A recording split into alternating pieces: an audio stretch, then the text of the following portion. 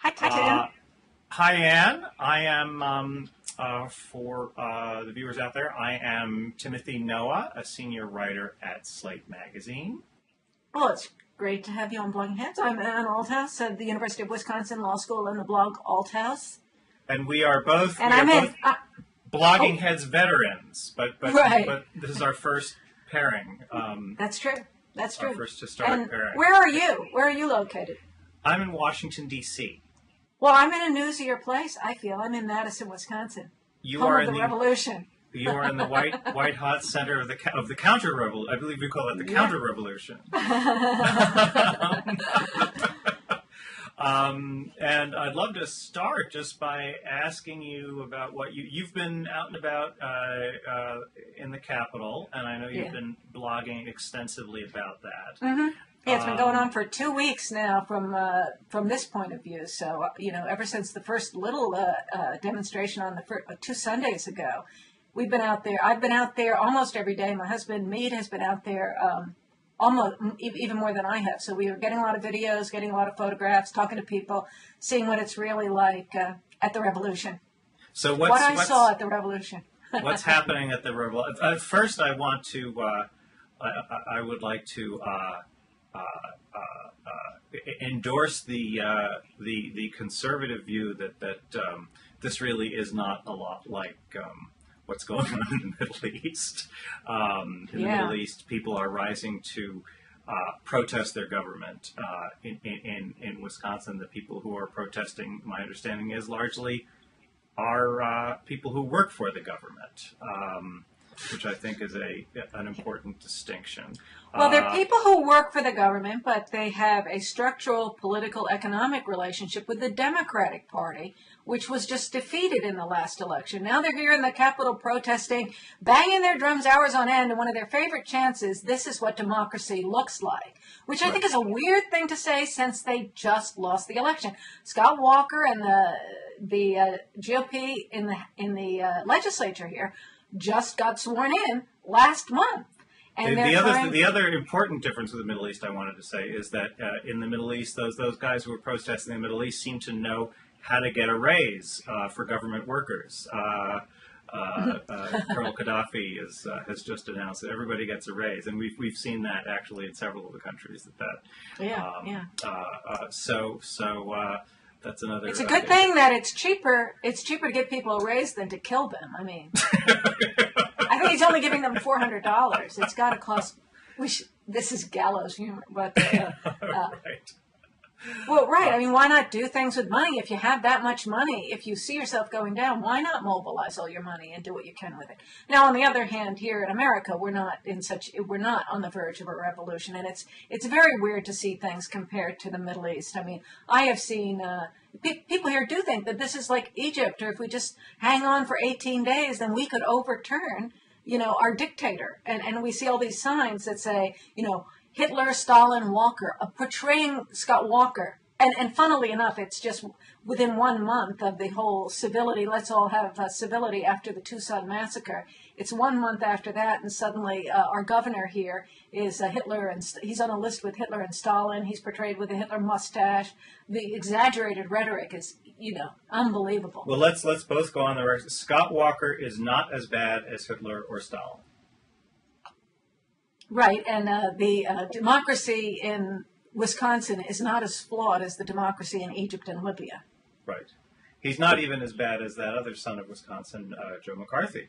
I'll even go that far. Did you see him on Meet the Press yesterday? Joe McCarthy was on Meet the Press yesterday? Yeah, wouldn't that be cool? Meet the Press and be dead.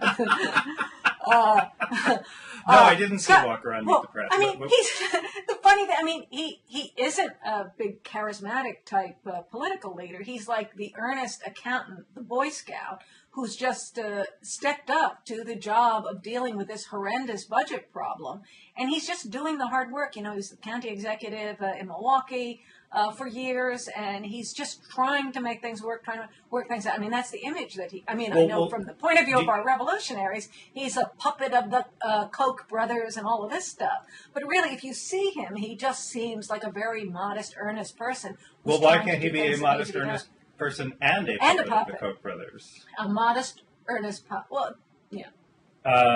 taking money away from workers in Wisconsin and instead giving it to ballet dancers at the New York State Theater, at the former New York State Theater in New York. It needs to be established that I am one of those workers. I am a state employee. You are a state employee, yes. Yes. The plan is going to cost me over $10,000 a year. So I am facing, I have skin in the game. You were so you're going to cost you what? That's like about a 16th of your salary, something like that. Well, we have to start paying 5.8% of our salary into our pension plan instead of what's been 0.2%. So and is that figures into you? That's where the 10,000 is? No, that's not where the 10,000. And then that and having to pay more for our health insurance. We have great health insurance, which we pay almost nothing for. Basically, it's a compensation package where benefits are a big part of what we have, and that's the way public employee salaries pay is going to be structured. It's a way of hiding it from the taxpayers. It's a way of making it look less bad than it is. Our salaries are up online. You can look up my salary online, and you may think it's high. That's why I said right. That. You don't realize how much higher it really is if you view the real pay package rather than the salary standing alone. Much of our pay as public employees is structured into something that doesn't look as bad, and it's also structured in such a way to push it down the road so that you get compensation later after you retire. But the taxpayers don't necessarily see that, But those changes that you're describing those changes are already enacted, right? Those changes were enacted without anybody having to take away the right, the union's right to bargain collectively over non-wage issues. Is that right? No, these are changes that are being put through now, and also there's lots of local government. Wait, those are the changes these are changes that are So these are not these are not the concessions that were made before. Well, first of all, I'm not in the union. I'm a law school professor. But the people in the union officials have said that they would concede that they would make those concessions with respect to insurance and pension plans. But that's just the leaders of the union saying something. As Scott Walker was saying on Meet the Press yesterday, there are all of these local government contracts that have to be bargained for with the teachers. They have this collective bargaining power that he's trying to reduce to just being a salary and not to these other things.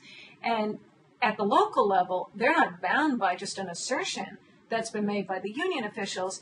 And even during this period when it's all in dispute, they are bargaining for contracts and they're asking for things that would go beyond these concessions. So there's nothing that locks in those concessions. That's just a statement that's being made. And what Walker's trying to do is get this flexibility so he can work with within the budget and deal with problems without having to lay off people, which is what he had to do as the Milwaukee County executive. So a lot of this is about not laying off people, and I think some of it is about protecting teachers, seniority, and who gets fired, who get laid off when they have to lay people off, and it gives the government more flexibility in trying to deal with what is genuinely a terrible budget crunch. It's not as bad as in Wisconsin as elsewhere, but we're trying to deal with it. And our pensions depend on it. So we are all we have a lot at stake. So let's talk about the union for a second. You are not a member of the union, and that's I thought it was a closed shop. Does the union not extend to the university? The professors are not. There are some groups that work for us, but I'm not a union member. No. But they in effect what they agree to ends up affecting you with respect to healthcare, and you were saying that you are going to you will be affected by this decision, right? So at some level, we're the state university, so we're not working with local government. But I'm not an administrator, so I don't know the details of how the budget gets approved within the university and the law school and so on. But that's the proposal. There's also a proposal to split the University of Wisconsin-Madison out of the rest of the University of Wisconsin system, which is huge. And our chancellor is working, I think, with the governor to do something that would give us flexibility as the University of Wisconsin-Madison. We have this world-class research institution here in Madison. And then we have all the branches around the state of the University of Wisconsin system. And it's been kept as one whole. And our chancellor here is working to separate University of Wisconsin-Madison from the rest of it. So the whole structure of how these deals will be made is in flux right now. And people are maneuvering in ways that I can't really see and can't accurately talk about. But people want flexibility. There are people who think they will benefit or they'll be able to do good things if they get flexibility. And there are people, obviously, who fear the flexibility and think that they'll be the losers. Even within the teachers' union, I'm sure there's some teachers who think they would benefit if things were decalcified, if the structure of things were changed, if there were merit judgments of teachers and people were dealt with in different ways rather than, it's the same issue you always have with unions. Should everybody get together and be treated as a whole, or do you think that you would do better interacting with your employer independently? Some would, some wouldn't. Well, let's talk about the larger agenda here, which is, I just got done reading a piece in the Weekly Standard. Has actually a pretty interesting piece about this that I just got done reading by Daniel DeSalvo. And then I read a piece by Rick Hertzberg in the New Yorker, and it's interesting. They both the pieces are strikingly similar in a lot of ways. They both say, look, this isn't about the budget. This is about crushing the political power of the public employee union, which is a vital part of the Democratic Party in Wisconsin, and public employee unions across the country are a vital part of the National Democratic Party. And that's what the agenda. Rhetoric, that's what the agenda is here. That's the Democratic Party rhetoric that you're reading. Well, you're saying it's also the Democratic Party rhetoric in the Weekly Standard by Daniel DeSalvo. Well, I haven't seen that one, but the difference between what DeSalvo says and what Rick Hertzberg says is that DeSalvo says, damn right, this is about busting the union's power in Is that a quote or a paraphrase? Is that a quote or a paraphrase? Because I would think that the Weekly Standard view, and I haven't read that article, would be something more like saying that the unions have been crushing the public's budget and the structure of the economy in the state in such a way that is in a kind of an unholy alliance with the Democratic Party to the detriment of the taxpayers, and the crushing force of the union is what needs to be removed from the throat of the taxpayer, something like that. It's true that long-term political party power structures and the future of the Democratic Party and the future, obviously, too, of the Republican Party is at stake. There's a lot that's going on here because the interaction between the Public Employees Union and the Democratic Party is quite extreme. It's virtual. I don't want to say it's corrupt, but you can see how people get what they want from one party. They increase their numbers. They continue to give money and support and get out the vote for that party. When that party gets in, it gives something more. And at some point, it's unsustainable. So the idea that you need to break that dynamic and do something about that, because it's not a sustainable way to run a state economy. That makes sense to me. But I'm not an economist or a political scientist that's into the whole political economic structure of the way American politics work. But I think there's something really going on there that we need to pay attention to. Well, let me just read you a little bit what DeSalvo says. He says, we come to where the rubber meets the road, the money unions spend on politicking. This money originates with taxpayers who pay public employee salaries, a portion of which is deducted in the form of union dues and then used by the unions to support almost exclusively the Democratic Party. The public, in effect, subsidizes a powerful demand for bigger government and higher taxes. Although, it's a scheme. I'm not sure I buy the idea that it's the public's money once it's in the pocket of a worker. But is the money you spend to buy a car? There's a flow of money that goes through government. Government takes our money in from taxpayers, takes some people's money more than others. People who are productive out there in the economy, they make more money. Their money is raked into a pile, and then it's channeled back out. Now, if it's channeled back out through this kind of cycle that has to do with the Democratic Party and the unions, then of course taxpayers should be very concerned that their money is going into that cycle and being used to boost the party that is putting more money into public employment and taking money out of private enterprise. I think there is something unsustainable about that people need to be alerted to. I think why aren't public employees, if that's true, why aren't public employees fantastically wealthy right now? Because there's never enough money for all of that, and also because obviously they are good jobs. I mean, one thing that to me is interesting is to see this sort of rhetoric of the kind of unions that came out of the the Industrial Revolution, when people genuinely were crushed with poverty and had terrible living conditions and so forth. That you now have that rhetoric about I'm sticking to the union, all that sort of thing, being chanted and urged with great passion by people who have excellent jobs and excellent benefits. Well, will they have excellent jobs and excellent benefits once they lose their right to collective bargaining? I think that's the question. Oh, I think they will have better jobs because the long-term health of the economy will be preserved, and especially our pensions. We're looking. The greatest thing about the public jobs that we have is that we have excellent pensions, and that we have an excellent healthcare system here that we're hoping to benefit from as we get older. We put in a lot of time. I've worked for the state of Wisconsin for more than 25 years. We put in a lot of time building up something that is a great benefit to us in the future, and the future health of the economy of Wisconsin is hugely important to those of us who've been devoting our life's work to teaching and the other things that we do in public service in the state of Wisconsin. Well, I do it. Would you be in favor of seeing the union entirely crushed?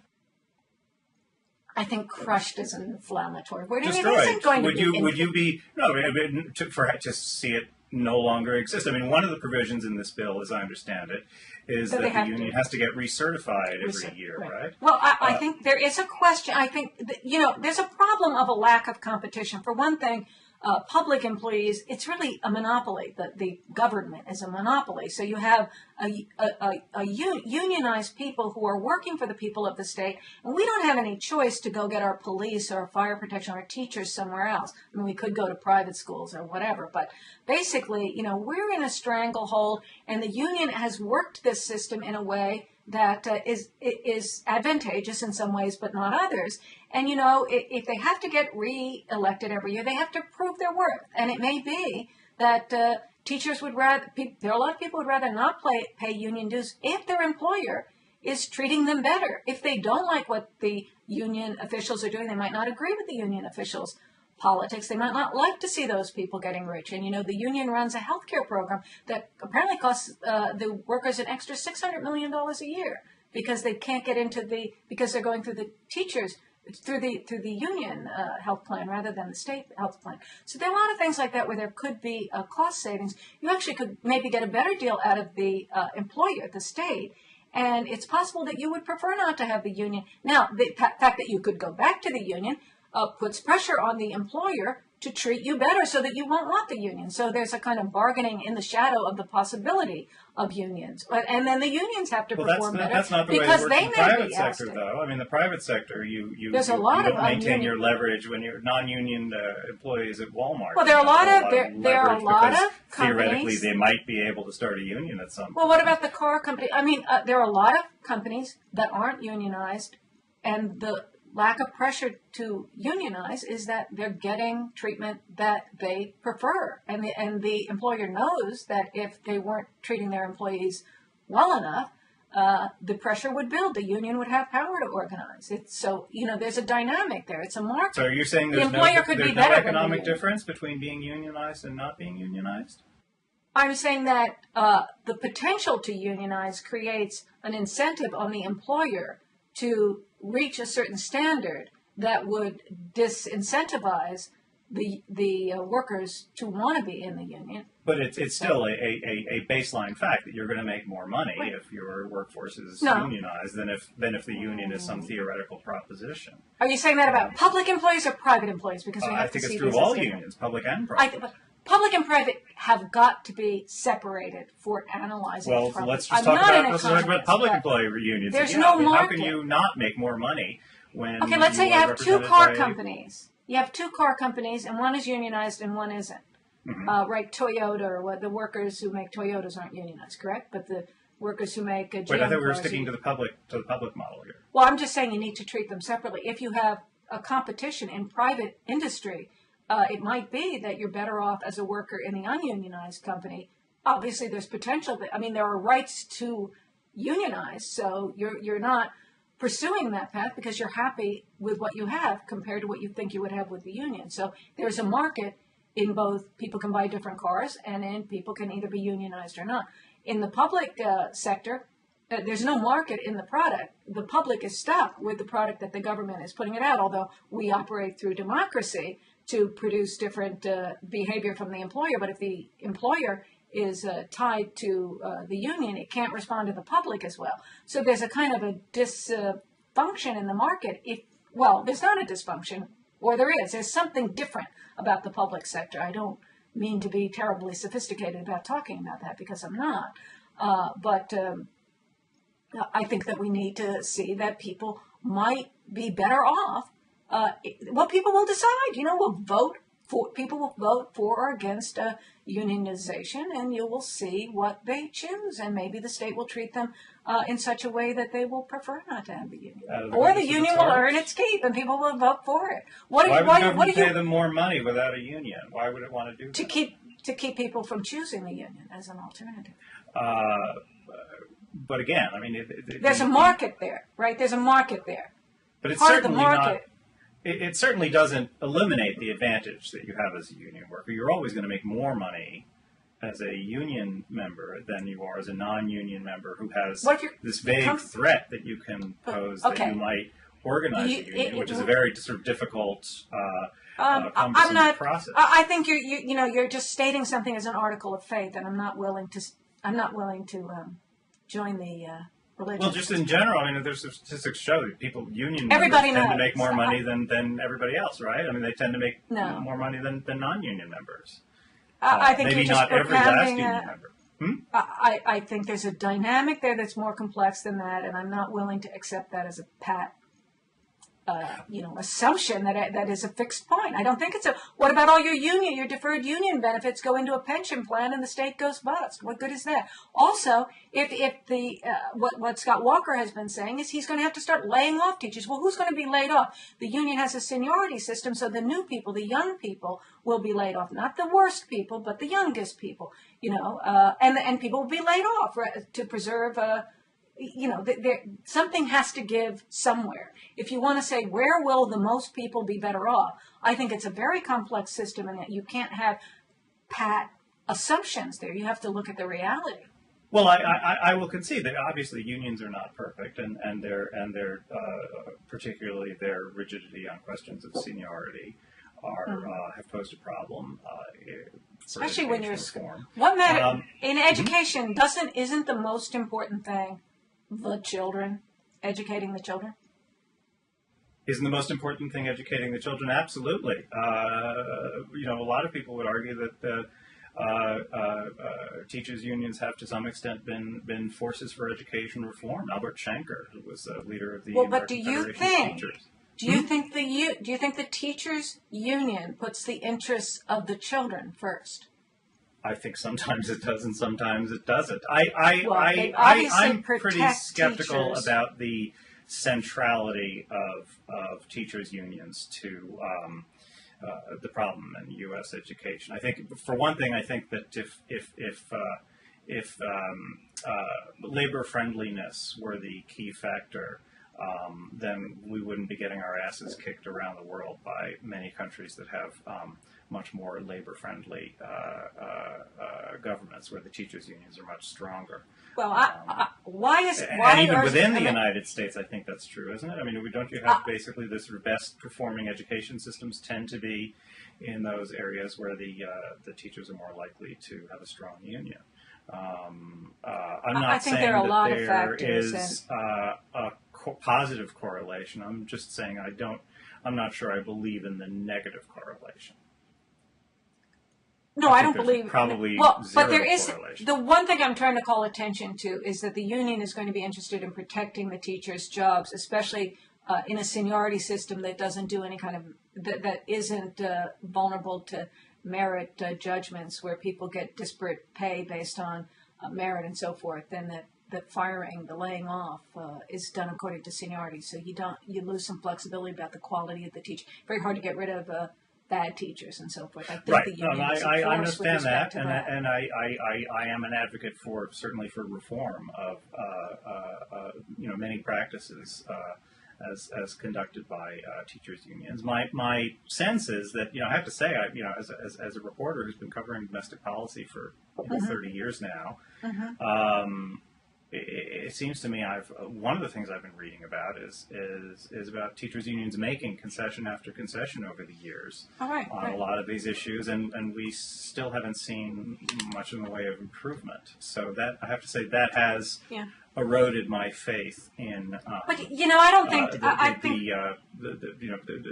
the centrality of the labor issue here.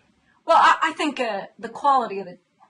Why are American students worse than students in some of these other countries? I think American culture is very different. I think we have to go beyond the schools themselves there.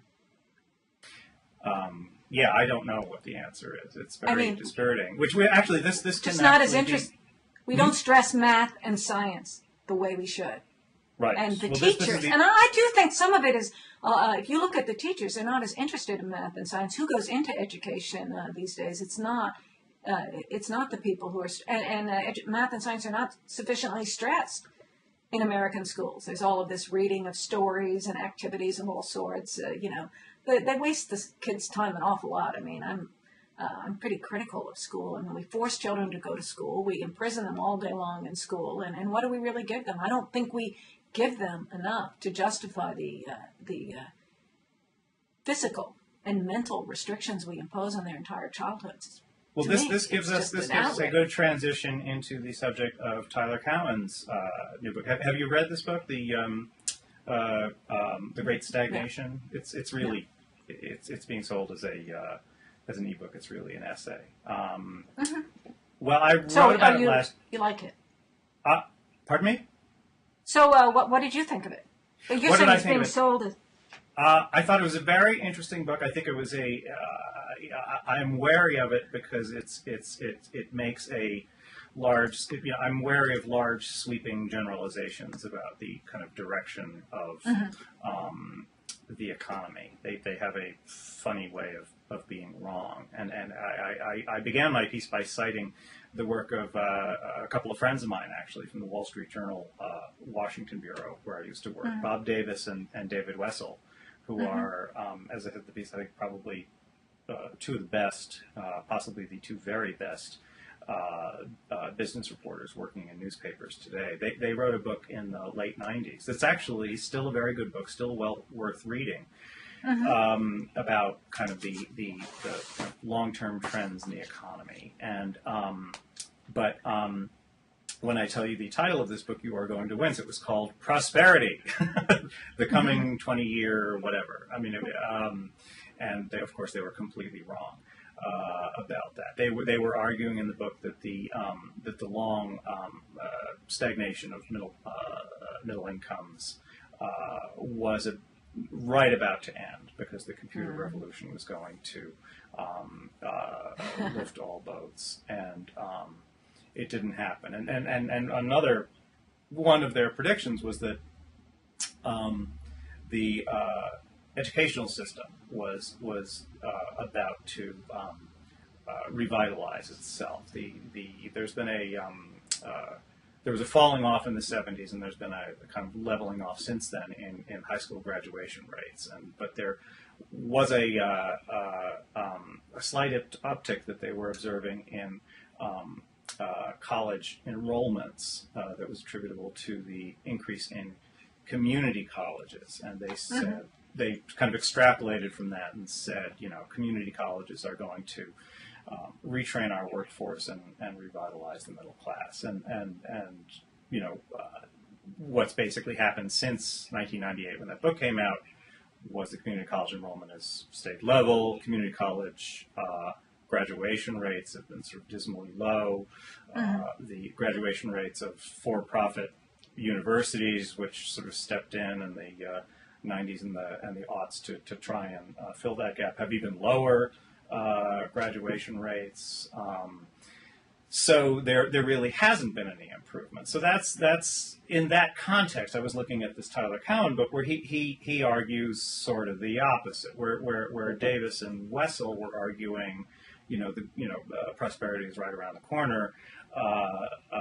Cowen basically says we have plucked all the low-hanging fruit. That's the sort of governing metaphor of his essay. He said, all of these huge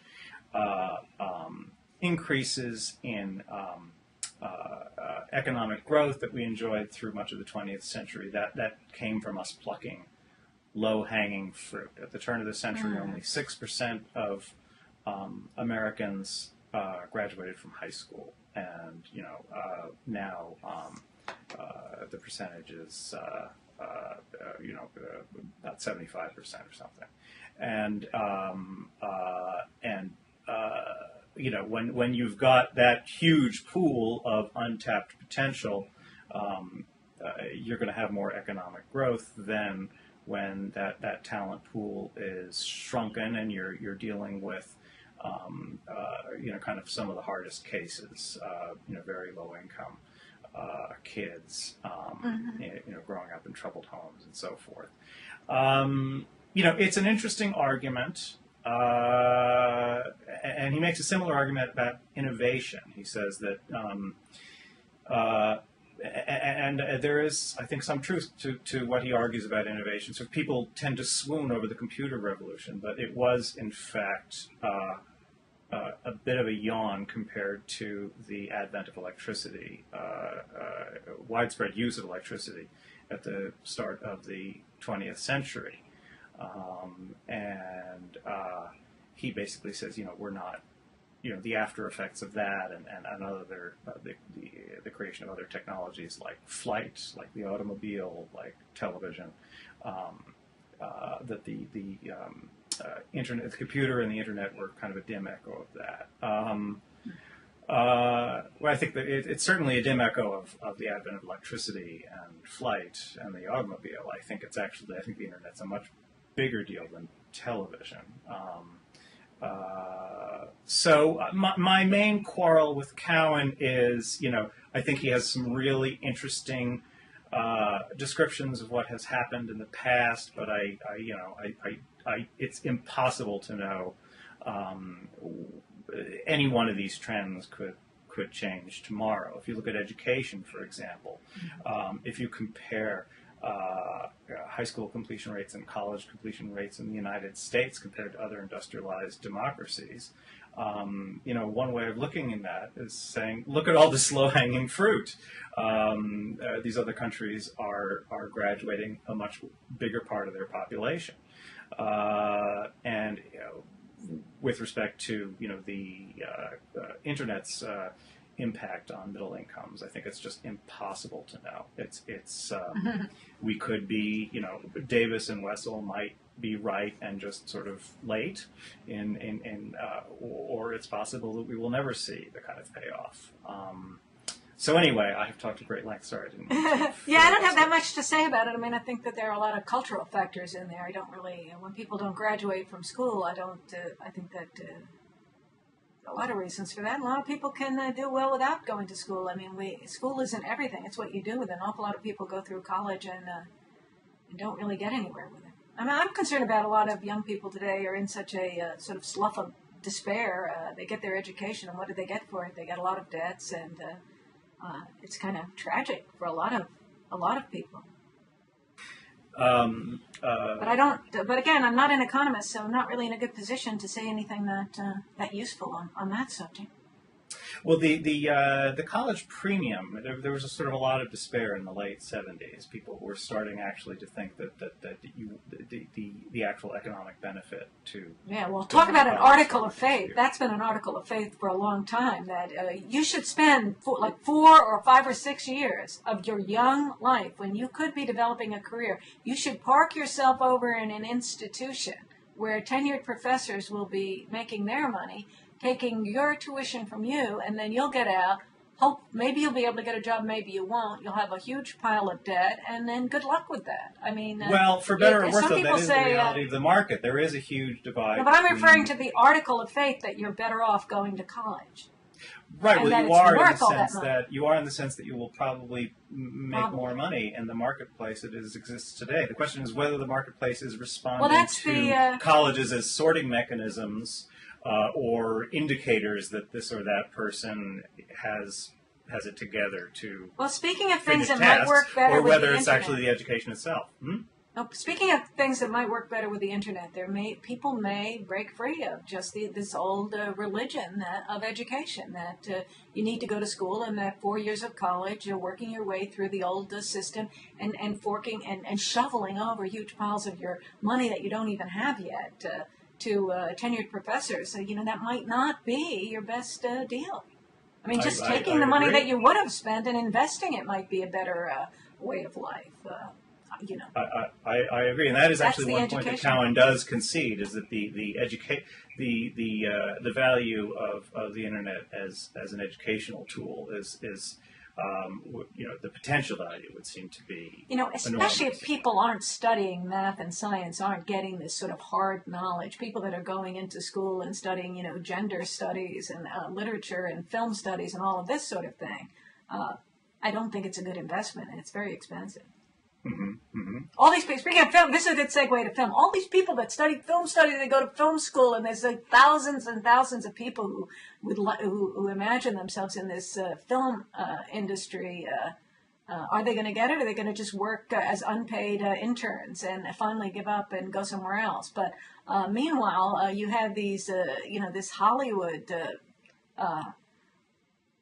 product coming up. Why people who once cared about art would even be interested in getting ground up into such a disgusting machine? I don't even know. I mean, does anyone care? Did you watch the Oscars? I did watch the Oscars actually with my kids. My kids and my Did they care? teenage Did your kids care about those movies? That doesn't seem to be the... my son is an absolute maniac for the movies. He's seen everything. He's How old is he? He's 17, and I wander into my living room, and he's watching. Yeah, that's what my kids Godard did. movies that I have. I went through that in my time, and I've also the whole film studies thing. I've been through that, but don't let them go to film school. It's a big scam, and it'll cost you an unbelievable amount of money. Right. Just take the money, put it in an account, and let them try to live up the interest in that account. That would be a better economic venture. And buy your own digital camera. It costs almost nothing. Go out and make movies, make documentaries. Don't let the film professors take your money. But anyway, so what did he think of the Oscars? If there were I'd love to see some studies about what does happen to kids who because the actual number of people employed in the movie business is pretty small. It does. It's not. Look at the total, whatever billions. We think it's so important in our cultural life, or it has been at least, that we think it's a big industry, but it's not really that big. They're not really that many, and there are a hell of a lot of people working for free and willing to take jobs at almost no pay that aren't even particularly good jobs just to have a job in the film business. It's really rather pathetic. But right. And sort of like you and I are doing right now, in fact, right? How much are you getting paid for this Blogging Heads episode? Well, that's it. If you do something for love and if you do something for personal expression, it's very different. That's why I say get your own camera, make your own movie, and be completely independent. And go on the internet. Speaking of the internet, do it all on the internet. Make it happen there. Don't let the fusty old professors use you to pad their bank accounts. They're just taking. But so, what did your son think of the Oscars? Suddenly, I really just want to know what your 17-year-old son thought of the Oscars. They ended so late that we didn't have a chance to talk about it at great length. He was rooting against the King's Speech, which I think showed rare discernment. I think the King's Speech I think was. I started counting up the number of movies just on the list of nominees that I thought were better than the King's Speech, and I think I got up as high as like 5 or 6. Well, why? And yet it had this sort of aura of, inevitability about it. And that makes you push against it because you just don't want you want something surprising to happen. You want a surprise ending. Right. And also, I have to say, I did finally break down and saw the movie a couple of weeks ago, and it was fine. I thought it was, I used to be very interested in the Oscars, and I will have seen most of the movies, but I haven't seen any of the movies that were up. You haven't even seen The Social Network? I was rooting for The Social Network. No, I wanted to see it, but I just don't. I'd rather be. It's like my point about people trapped in the classroom. I don't want to just go sit in theater for 2 hours. I think our culture makes us very passive. I don't like the physical restraint. Movie. It's a very sort of gratifyingly well-made movie. It's. I have some philosophical difficulties with this business of fictionalizing real events and not changing. We used to have this convention in America where if you wanted to make a movie, say, about William Randolph Hearst, you changed his name to Charles Foster Kane, and everybody knew you were talking about William Randolph Hearst, but everybody also knew that you were giving yourself license to change facts, and that's fallen by the wayside. And you are a law professor, so that's one reason I resisted it. Well, I knew they presented the legal question in a twisted way to make it more dramatic. And I think it's weird to take something real about a real person and present him in a way that isn't true, and to present Now, if I wrote, let me ask you this as a question of matter of law. If I as a journalist were to write an article that made all the assertions about Mark Zuckerberg in Social Network, he could and might very well sue me for libel because he would be able to demonstrate that I not only didn't know a lot of the actual facts, but didn't care, right? Isn't that the definition of reckless disregard? Yet that's not a vice. That's the actual sort of practice. Aaron Sorkin wrote a very fine script. He actually deserved his Oscar. I thought it was a very well written movie, but it did not adhere to journalistic standards of truthfulness. And what I don't get is is there some legal difference that I'm not aware of here? Well, I think they might have gotten a release from the guy, but if they didn't, they might have felt that they'll just take the risk of letting him sue. And they didn't get a release. They didn't get a release. So not get a release. It's very unflattering. It portrays Zuckerberg very unflatteringly. Right, I know. Well, so I think that they probably felt like they would just deal with it later. I don't know what their legal advice was, but you don't have to get a release to try to.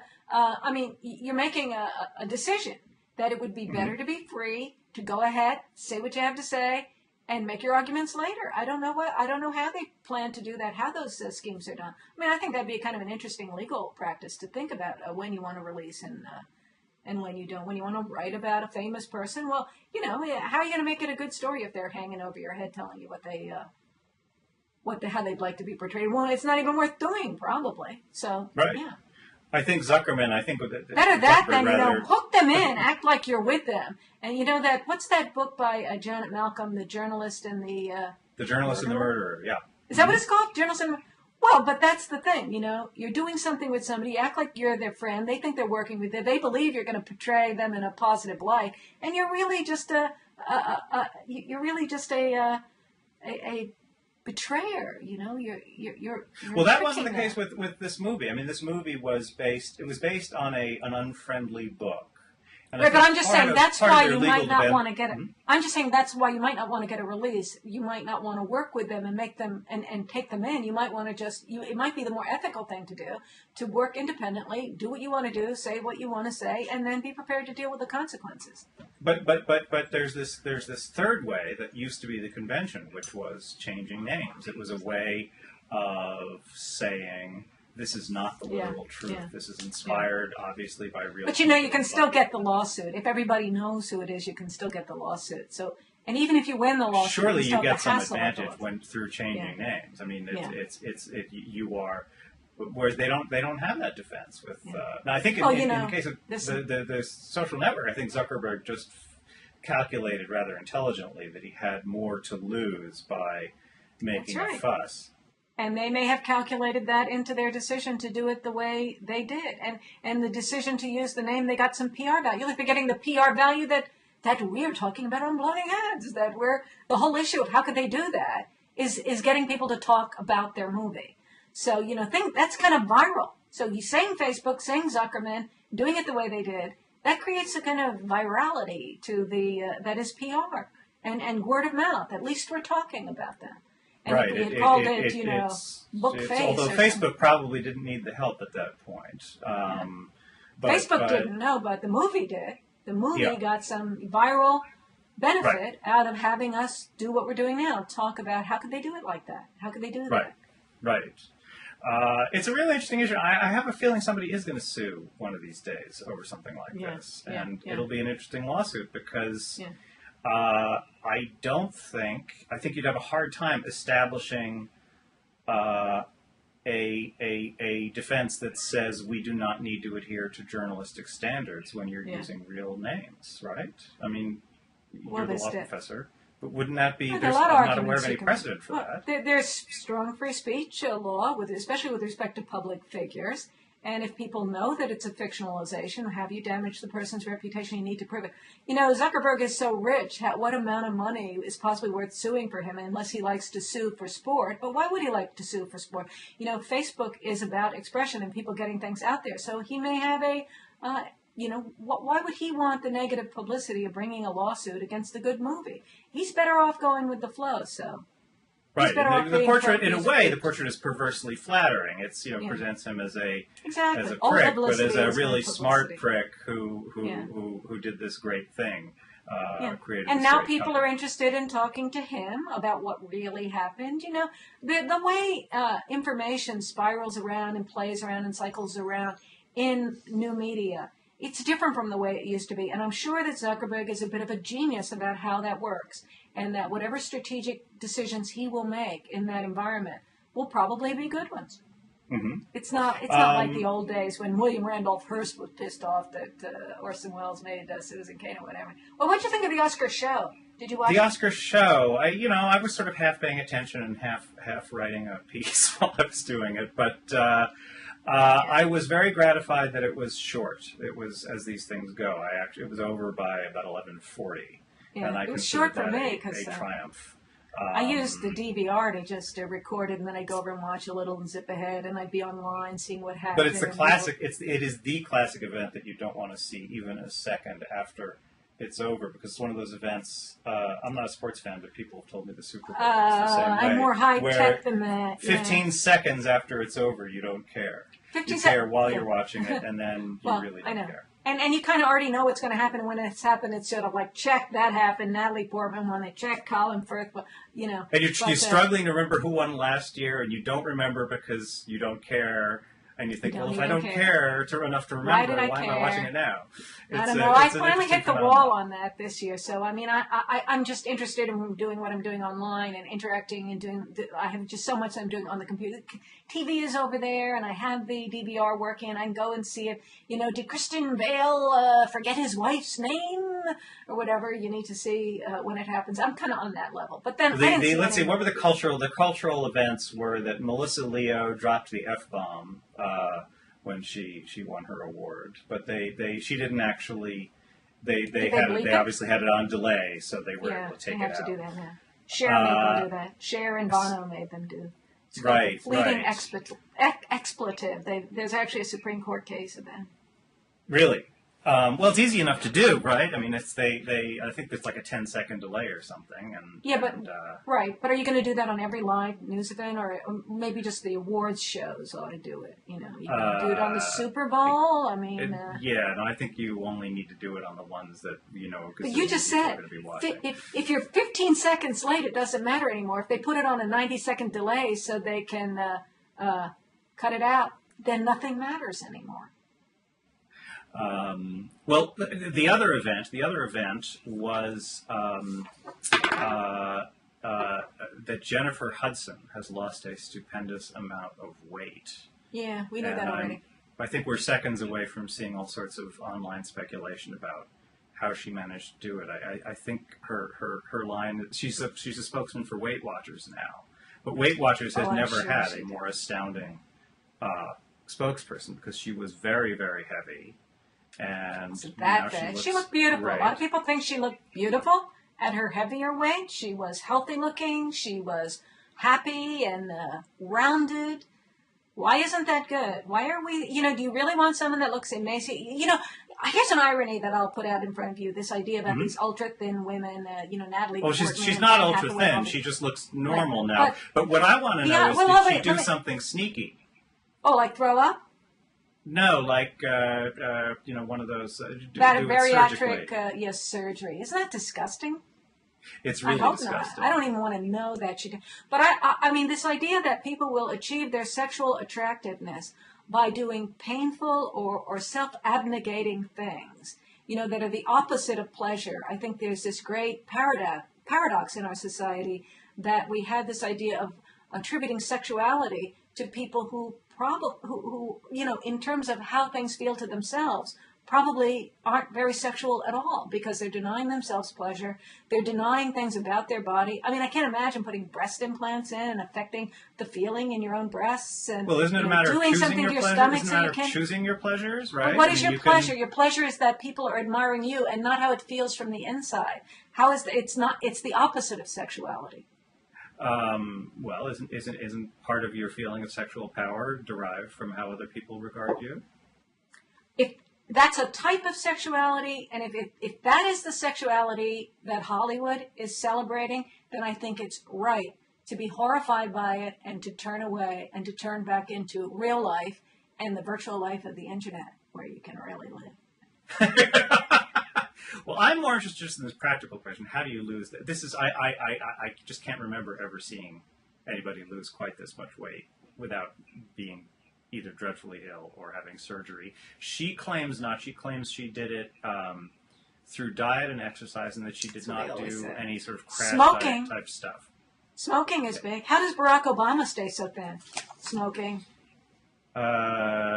No, I think it's probably his metabolism, right? Because he's not. Oh. Wait, is he still smoking? I can't remember. You see the pictures of him as a child. He was a chubby little boy. He was. He's doing.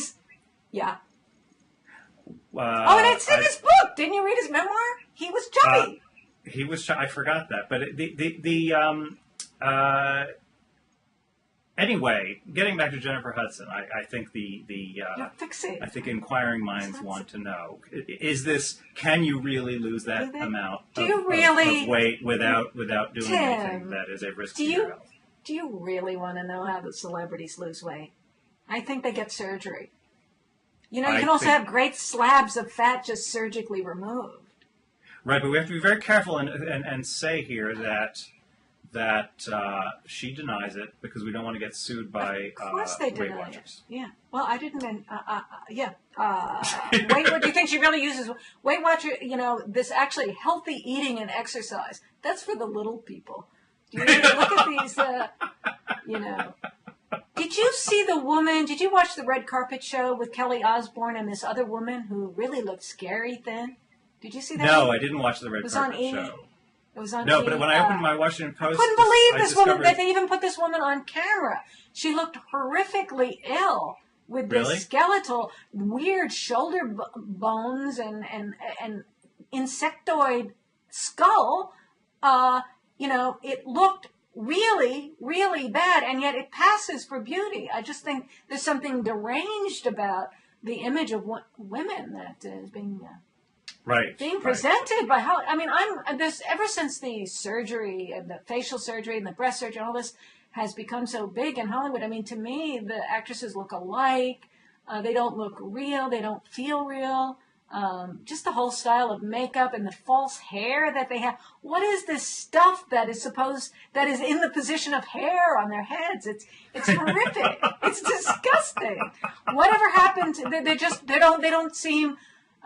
They look like mannequins. They look false, and they don't look healthy, and they don't look like they're enjoying life. I mean, why would we want to look at them? I just don't understand the appeal. Well, let's as long as we're talking about Oscars, I saw that you had a blog post also inquiring about whether there were any political statements about Wisconsin. Yeah, it was interesting. Nobody mentioned Nobody mentioned union busting in Wisconsin. Nobody mentioned people's yearning to be free in the Middle East. The only political statement I recorded was the guy who directed Inside Job, who grumbled in his speech about the fact that there had been no prosecutions after the 2008 crash. Which I thought, that's pretty small beer for an Oscar ceremony. Well, and when the world is going through all these convulsions, I was especially surprised that nobody mentioned the Middle East events. Okay, well, a couple of things there. Why aren't there more? Well, just looking at Obama, I mean, why is Obama so circumspect and silent about Egypt and Libya and all this? And he said a little something about the Wisconsin struggle, but then he shut up. I mean, there's something is keeping certain typical Democrats who might be expected to speak quiet. I mean, I noticed we had this big march here in Madison on Saturday. There were 70 to 100,000 people marching around the square, and at one corner of the square, there was a stage set up, and that was where the performers were. And the only famous performer was Peter Yarrow. And he went on stage after, who opened for him was a 13-year-old named Samuel Frederick from Wauwatosa who'd written an anti-Walker protest song. And the non-official UW marching band, tuba and trumpets, playing things like If You Want to Be a Badger. And, well, I think there are a couple of things going on here with respect to Obama. So why only Peter Yarrow? But right. let me, I just want to say something. I don't think he wants to get involved in local matters anymore. Oh, but it's not local. There's been a lot of grumbling in D.C. that he hasn't gotten involved in the statehood issue, for example. This is it has much to do with the fate of the Democratic Party and Obama's connections to the public unions. They're just a huge part of what he's been about and what he has talked about. And he even made some statements. But that doesn't answer your question. Why is he weighing in favor of the unions? I think he just thinks that's what I mean. Yes. I got enough trouble here. I think he figures he's got enough trouble right here in Washington, D.C. But the Democratic Party is going to have a lot of trouble, and this is spreading from state to state, and the unions are a big part of the whole structure of the Democratic Party. But the more interesting question you raise is why aren't sort of glamorous Hollywood celebrities? And I think that's just part of the long trend where the kind of glitzy liberalism has drifted away from bread and butter issues, economic issues. It's people, not everybody, but I think most of your Hollywood liberals aren't really, they don't think about anything that affects the so-called working class. They don't think about income inequality very often. I think they think about the environment. But they try to be good, and they don't like guns. But I don't think they're terribly interested in. I don't think their politics runs deep. But I think when something as conspicuous as this here in Wisconsin is going on, I would have expected at least some political and in entertainment world celebrities, especially musicians, to get involved. I mean, there was a big audience here that they could have showed up for. How come we only had Peter Yarrow? And all this time that we've had the demonstrations in the House, the only politicians that I've seen that have come and walked through and interacted with the protesters were Tammy Baldwin, who is our House representative in Congress, and Jesse Jackson. Economic justice is not she. It stopped being she for liberals a long time ago. Part of it is that they're paid so much money. I think it's a little embarrassing to them personally to think about a lot of these issues because they are so wildly off the charts economically in terms of their own earnings. They don't want to get involved in sort of political causes that will make them feel bad about themselves.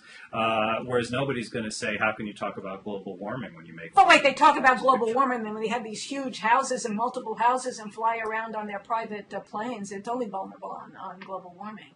By the way, I wanted to say that I ran into something that you wrote back, I think it was in 2007, just by chance yesterday. I was writing a post about how come Peter Yarrow was the only celebrity that showed up at the Oh, march. yes, I saw you link to that. Yes, I And did see. I went looking for a thing about the story of Peter Yarrow and his troubles with a 14-year-old girl that he got Which only a I 3-month had sentence never for. heard before, actually. And That one, Jimmy that was a new one to me. Carter, and then, so he had friends in the Democratic Party, but looking it up, I ran across a review that you did of Robert Shrum's book, Concessions of a Serial Campaigner, in which... That was the No Excuses was the name of the book. You did a nice cherry picking out of the Shrum memoir of a time when Shrum relates the campaign's collective sigh of relief when the networks declined to show footage of Kerry at an Iowa party jokingly miming a toque while Peter Yarrow of Peter, Paul, and Mary sang Puff the Magic Dragon. I thought that, to me, well, that's kind of old news, but I hadn't seen that before. But I thought it was really interesting to see one more piece of evidence that the mainstream media is helping out the Democratic Party. They're always helping out Obama. They're always... Well, they might have helped a Republican. I think the mainstream media tends to... that wasn't necessarily ideological. It's the mainstream media tends to... You think if Bush was in a situation where become intimate with whoever it is they're covering, I'm not sure I would chalk that up to liberal dominance in the media. I think I might chalk it up to the coziness, the inherent and corrupting coziness of beat reporting, particularly by TV folks who I think seem to be worse about this than everybody else. Do you disagree? Well, I think that the mainstream media is always trying to help out the Democratic Party, and that if the same thing had happened with the Republican candidate, if Bush had been shown pretending to smoke marijuana, we would hear no end about it. Just like we heard so much from the mainstream media about any little shred of anything that could be characterized as violent coming from the Tea Party, and all of these signs and ridiculous, violent, over-the-top Hitler-type rhetoric coming from the protesters here. It's just not being covered. It's just not being shown. And it's 1 month after the whole new civility thing that came out of the Tucson massacre, which I always thought was BS, that, as soon as the Democrats were in a position to start using volatile rhetoric again, they were going to do it. And they were just trying to calm down the Republicans who had just won the election. And sure enough, at the first opportunity, they're over the top. Walker? Have there been public threats of violence? I think that's the threshold question. No, I think that the Tea Party was constantly talked to. There was a sign that had Hitler on it. A Nancy Pelosi quote was used. There were lots of that somebody might have spit, and that they were saying "kill the bill," or of course the people here are saying "kill the bill." There was lots of talk about the violent rhetoric, and just last month, in response to the Tucson massacre, there was all this talk about Sarah Palin's PAC having a map that had target marks or crosshairs on districts that they were targeting in the election. And that was portrayed as if it had caused Jared Loughner, or whoever actually did it, to do the shooting. It was just a ridiculous leap of logic. And yet, and we were all supposed to tone down our rhetoric after that. And now we have this completely over-the-top rhetoric, and the press isn't talking about it. I mean, to me, this is back to the internet. Well, that's what the internet is for. I think there is still an imbalance. I think that my sense is that the conservative rhetoric has been more, two things. It's been more violent, and I think it's also been more racially tinged. Obviously, absolutely you can't be racially tinged when you're talking about a white governor versus look, I went to one of these Tea Party rallies in D.C. and there were I saw without really making much effort, I saw 2 or 3 really kind of ghastly racially tinged. The proportion. I mean, I've been to Tea Party, and I've been to these many times, and including a Tea Party rally that was here a couple Saturdays ago. But there is no comparison between the rhetoric of the Tea Party and the rhetoric of these protesters. This is 100 times worse. I mean, you have to look around to find anything amongst the Tea Parties. Maybe, maybe there's some guy with a sign that's over the top, but basically, it's all over the place here. Well, what about this member of Congress who had to be sort of prodded into saying that it's not okay to say, when are we going to shoot Obama, or whatever it was constituents said. Oh, that was ridiculous. So are you going to say that every time someone shouts something in the back of a room where a politician is, if the politician doesn't stop what he meant to say and use that opportunity to interact with that person, that then it should be attributed to him, he didn't do enough? I think that that would be terrible for political discourse, because it would mean anytime you do any event, some clown can show up and force you to grind to a halt, that you have to scold that person instead of whatever it was you were going to do, that heckler then gets to determine the content of your speech. That would be terrible. And it would cause hecklers to show up at absolutely everything. It's a terrible dynamic. And just to get one ridiculous Republican congressman, people are willing to make that argument. It's absolutely stupid reasoning that long-term would have a ridiculous effect on political discourse. Well, apparently it was clearly audible, and he did hear it, and this is an he didn't agree with to it. Violence. Right, he didn't agree with it, and that person should be shown out of the room. That person should be dealt with. There's no reason, if you're going to say when someone says something in front of you, when is it attributed to you? There's some reasoning to that. Sometimes when someone says something to you and you're silent, you are required to say something to separate yourself from that. But I adamantly reject the idea that when someone is having their event and they're speaking, that because someone in the audience has said something, that he now must talk about that. I think is there nothing that person in the audience could say that wouldn't cause you to feel that there was an obligation to respond? What if that person had said, "Let's exterminate all the Jews"? I think it would depend on the context and how close that person was to you, whether they were on camera. But I don't think a heckler. So let's shoot the president is okay, but let's exterminate the Jews is not okay. I mean, it's no, it's not about the content of the heckled remark. It's about the context of the situation where you have one speaker that people have come to see, who has a presentation, who is responsible for the crowd being there. They've come to hear that person. They haven't come to. It's like, don't feed the trolls in the comment section of your blog.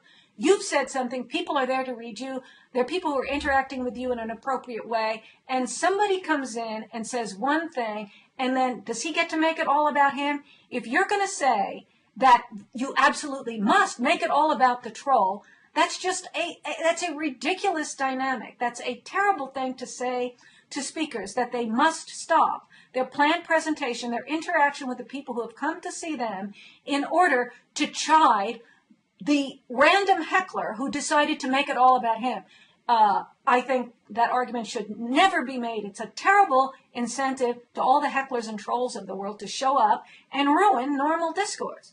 Well, I think it's the social norm, actually, both in private conversation and in public. It depends on the context. And the impetus is actually greater in public appearances. When somebody says something clearly audible that is deeply offensive, I think silence.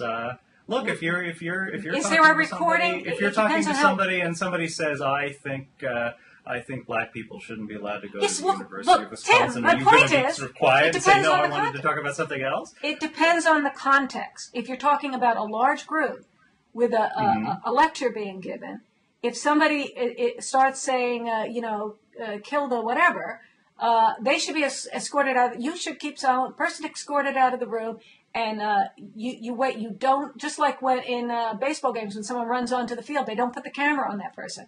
This is a way of trying to discipline the hecklers and the field runners out of the system. And so I think if you're going to say that you're going to punish the politician who doesn't stop and interact with that person, you're setting up a terrible dynamic. And I really suspect that people are only saying this because they're Democrats and they want to help the Democrats, and this guy happened to be a Republican.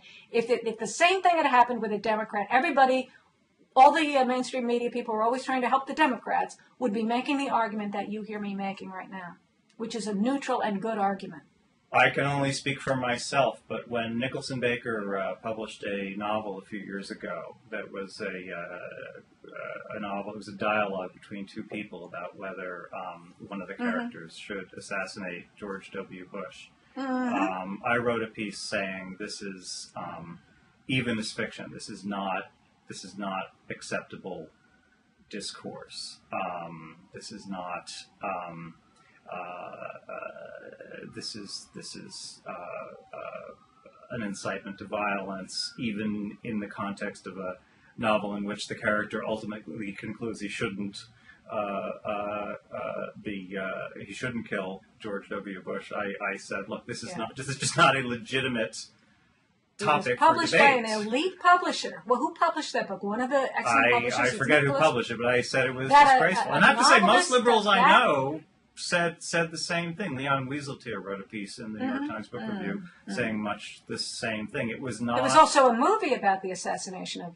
I mean, that just shows how far out. No. But my point is that it was judged unacceptable. Whereas I don't see a lot of conservatives after it was rushing published to by judge this. After it was published by an elite author and an elite publisher. Also, movie made about assassinating. There was so much discussion of assassinating and all kinds of violence and all kinds of negativity toward George Bush. Yes, at some point there was some pushback. I agree. And are we congratulations. Are we going to be hearing from Rush Limbaugh about threats on Obama's life? I'm not going to hold my breath. I don't think he will.